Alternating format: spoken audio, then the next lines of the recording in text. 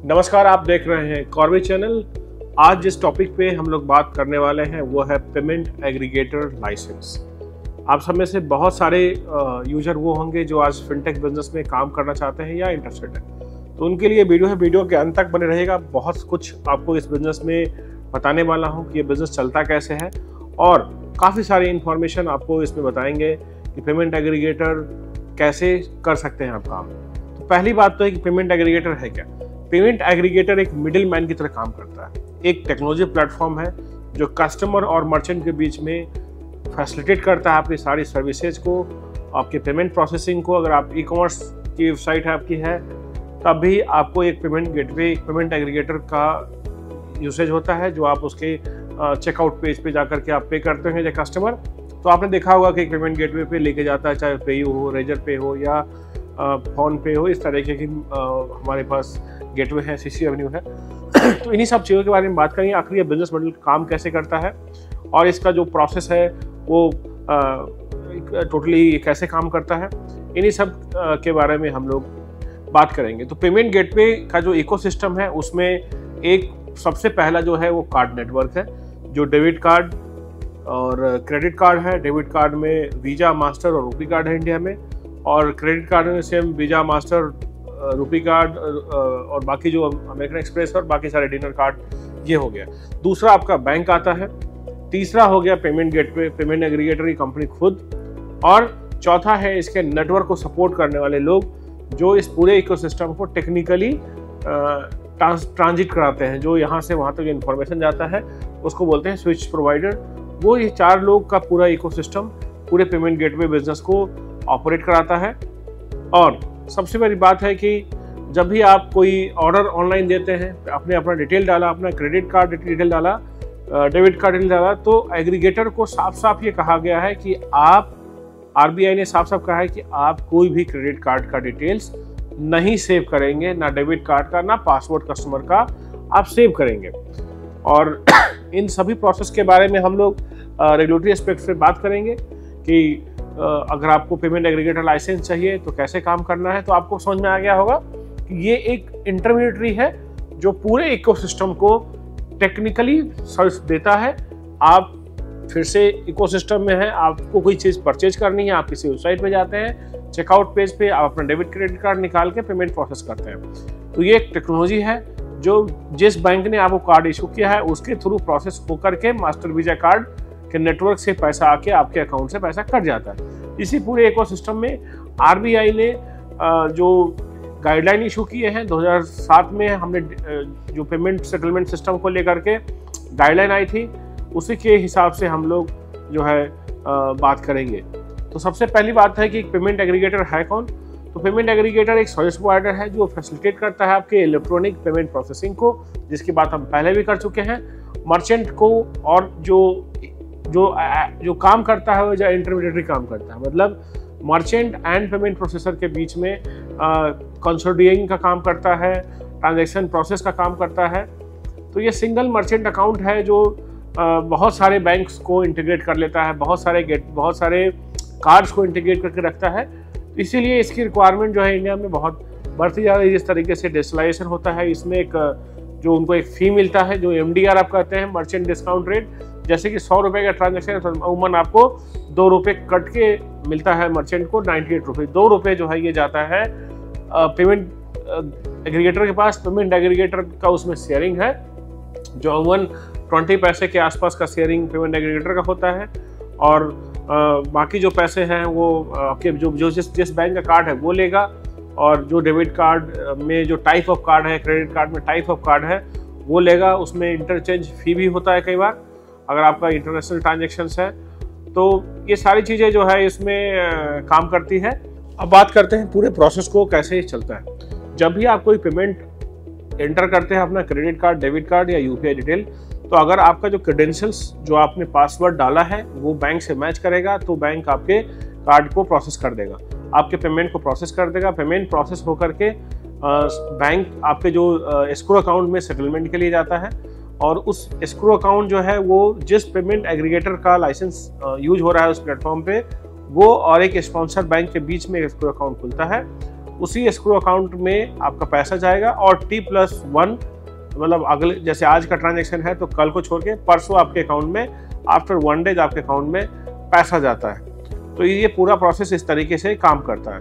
इसमें जो सबसे बड़ी बात है कि MDR फी है, जिसमें 35 पैसा जो है कार्ड नेटवर्क ले जाएगा। अगर सपोज 2% का चार्ज लगा है आपको तो 2% में 35% जो है 0.35% कार्ड नेटवर्क को जाएगा, 0.35% एक्वायरिंग बैंक है ऑन एस्टिमेट, और 0.2% जो है पेमेंट गेटवे लेके जाता है, और 0.1% जो है 10 पैसा पेमेंट का जो प्लेटफॉर्म जिसका है जो प्रोसेस करा रहा है बैकएंड में वो लेके जाता है। करीब करीब यही तरीके से ही ये चलता है। सोचिए कितने ट्रिलियंस ऑफ डॉलर का जो है प्रोसेसिंग इंडिया में होता है, तो उसमें कितना सारा जो है इनकम इस मॉडल में बनता है। तो इस पूरे इकोसिस्टम में सबसे बड़ी बात है कि जो कार्ड नेटवर्क है वो सिर्फ अपने एक इंफ्रास्ट्रक्चर का जो है पैसे कमाता है, और जो बैंक है वो चूँकि बैंक ने आपको अक्वायर किया है तो बैंक उसका भी पैसा कमाता है।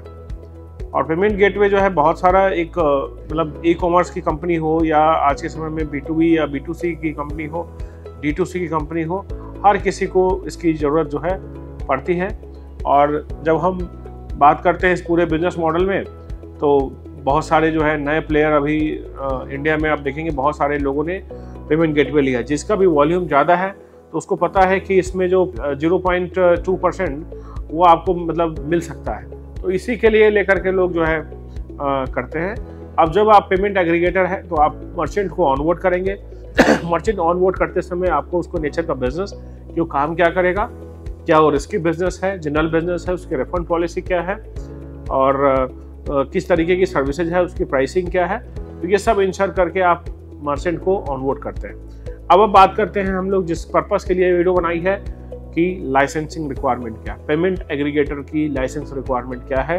तो सबसे पहला रिक्वायरमेंट तो ये है कि जो फाउंडर इस बिजनेस में आना चाहते हैं उनका टेक्निकल बैकग्राउंड होना चाहिए, यानी कि वो इस इकोसिस्टम को समझते हो, उनके पास रेलेवेंट फाइनेंशियल सर्विसेज की एक्सपीरियंस होना चाहिए, और कम से कम उनके पास जो एक्सपीरियंस है मिनिमम 5 इयर्स का फाइनेंशियल होना चाहिए। अगर नहीं है तो आपके बोर्ड में वो कंपोजिशन होना चाहिए जिनके पास ये अनुभव हो कि वो फाइनेंशियल सर्विसेज को समझते हो, और 15 करोड़ का पेड अप कैपिटल आपके पास होना चाहिए या 15 करोड़ का नेटवर्थ होना चाहिए। अगर नई कंपनी बनेगी तो प्रोविजनल बैलेंस शीट और CA का सर्टिफिकेट लग के जाएगा कम, और आपका जो कैपिटल है वो आपका बोरोड नहीं होना चाहिए, ओन फंड होना चाहिए।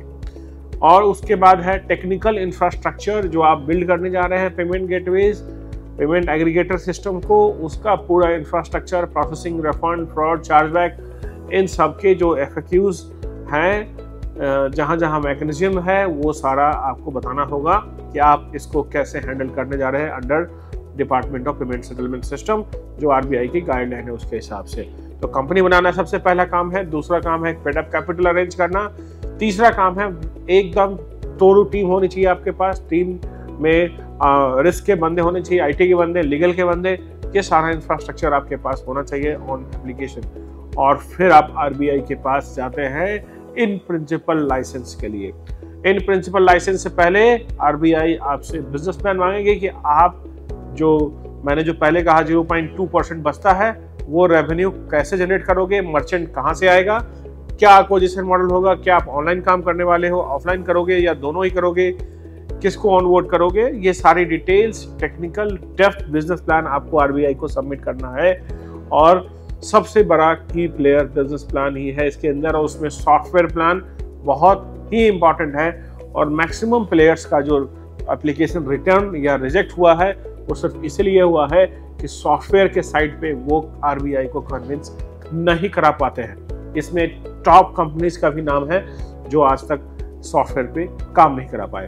अब आपको इन प्रिंसिपल लाइसेंस मिलता है, सीसा ऑडिट होगा आपके एप्लीकेशन का, PCI DSS का जो कंप्लायंस है कार्ड नेटवर्क का वो आपको कंप्लीट कराना होगा। और इसके अलावा जैसे ही यह काम आपका हो जाएगा आपको एक बैंक को अप्रोच करना होगा, स्पॉन्सर बैंक आप 3, 4, 5 में रख सकते हैं। और बैंक आपके लिए एस्क्रो अकाउंट खोलेगी। एस्क्रो अकाउंट में एक रूल सेटअप किया जाएगा, एक होगा सेटलमेंट का और एक होगा डिसबर्समेंट का। अगर आप दोनों ही काम कर रहे हैं, किसी को आप API दे रहे हैं, दोनों में इंटरचेंज ट्रांसफर नहीं होना चाहिए। अब सवाल ये उठता है कि अगर मेरे को लाइसेंस मिल गया, मैंने मर्चेंट काम शुरू कर दिया, जो पैसा मेरे पास आया हुआ है एस्क्रो अकाउंट में, क्या उस पर इंटरेस्ट मिलेगा? इन जनरल उस पर इंटरेस्ट आपको नहीं मिलेगा, लेकिन अगर बैंक आपको अलाउ करती है आपके फाइनेंशियल्स को देख के, तो लिंक करके कोर फील्ड में से कुछ ना कुछ आपको उसका इंटरेस्ट मिल सकता है, जो RBI गाइडलाइन 2019 की कहती है। अब बात करते हैं कि एप्लीकेशन 15 करोड़ का आपने कर लिया, लेकिन ध्यान रखिए 3 साल में आपको 25 करोड़ का NOF पहुंचाना होगा। और सबसे बड़ी बात है, अगर आप इंटरनेशनल ट्रांजेक्शन कर रहे हो तो सबसे पहले आपको इस चीज़ का ध्यान रखना पड़ेगा, जो ट्रांजेक्शन मॉनिटरिंग रिक्वायरमेंट है, कि 2.5 लाख से रुपये से अधिक का कोई प्रोडक्ट या सर्विसेज जिसकी पर यूनिट प्राइस है, वो अगर आपके प्लेटफॉर्म को यूज करके, आपके सिस्टम को यूज करके चेकआउट हो रहा है, तो उसमें जो बायर उस वेबसाइट से या उस ऐप से सामान खरीद रहा है या सर्विसेज ले रहा है, तो उसकी भी ड्यू डिलिजेंस आपको करनी पड़ेगी। और मैक्सिमम इंटरनेशनल ट्रांजेक्शन का जो लिमिट सेट किया गया है वो 25 लाख रुपए सेट किया गया है। अब हम बात करते हैं कि बिजनेस अपॉर्चुनिटीज क्या है पेमेंट एग्रीगेटर का। इतनी सारी अपॉर्चुनिटीज है कि आज के समय में इंडिया का जो पेमेंट सिस्टम है अभी भी हेवली RTGS और अब UPI पे डिपेंडेंट है। और UPI एक बहुत बड़ा एक बेंचमार्क बनते जा रहा है। जिस तरीके से पेमेंट एग्रीगेटर आया, तो हर प्लेटफॉर्म, हर ई-कॉमर्स में, हर जगह जहाँ भी कंज्यूमर प्रोडक्ट्स है, जहाँ भी पेमेंट है, स्मॉल पेमेंट्स है, वहाँ पर पेमेंट गेटवे का एक बहुत बड़ा रोल आता है और बहुत बड़ी बिजनेस इसमें किए जा सकते हैं। आप पेमेंट एग्रीगेटर सर्विसेज के अलावा आप अपने चूंकि आपके पास किसी भी मर्चेंट का प्रॉपर सेल्स डेटा है, तो आप उनको लोन सर्विसेज भी ऑफर करवा सकते हैं, आप उनको अर्ली सेटलमेंट कर सकते हैं। तो कई सारी वैल्यू एडेड बिजनेस की इसमें जो है अपॉर्चुनिटीज हैं। साथ में आने वाले टाइम में आप अकाउंटिंग सेटलमेंट है, ऑटोमेशन इन अकाउंटिंग है, ऑटोमेशन इन पेरोल है, TDS GST की कंप्लायंस है, ये सारा ऑटोमेट करके आप अपने कस्टमर को एक सब्सक्रिप्शन मॉडल पे भी लाके एक चार्जेस आप ले सकते हैं अगेंस्ट सॉफ्टवेयर एज सर्विस। तो टेक्निकली जो पेमेंट एग्रीगेटर है वो एक सॉफ्टवेयर कंपनी ही होता है जो अपनी सर्विसेज के बदले कार्ड नेटवर्क से अपना एक पर्टिकुलर कमीशन लेता है। जब भी आप किसी मर्चेंट का ऑनबोर्डिंग कर रहे हैं तो उसका प्रॉपर ड्यू डिलिजेंस करके एज ए PA आपका काम है करना, उसके बिजनेस नेचर को, उसका MID टाइप, हर बिजनेस नेचर के लिए एक पर्टिकुलर MID टाइप दी गई है। और एस्क्रो अकाउंट में का जो सेटलमेंट रूल है वो एस्क्रो अकाउंट में ही आना चाहिए, बैंक के थ्रू आपका काम होगा। और सबसे बड़ी बात है कस्टमर ग्रीवेंस रिडर्सल सिस्टम, ये बहुत ही जरूरी है, आपके पास होना चाहिए कि टिकटिंग सिस्टम प्रॉपर होनी चाहिए, कौन रिस्पॉन्स करेगा, कौन उसका नोडल ऑफिसर है, कौन आपका कंप्लायंस ऑफिसर है, ये सारी डिटेल RBI को टाइम टू टाइम देनी होती है। RBI का एक प्रॉपर रिटर्न फॉर्मेट है जिसमें आपको ये सारे इंफॉर्मेशन सप्लाई करने होते हैं।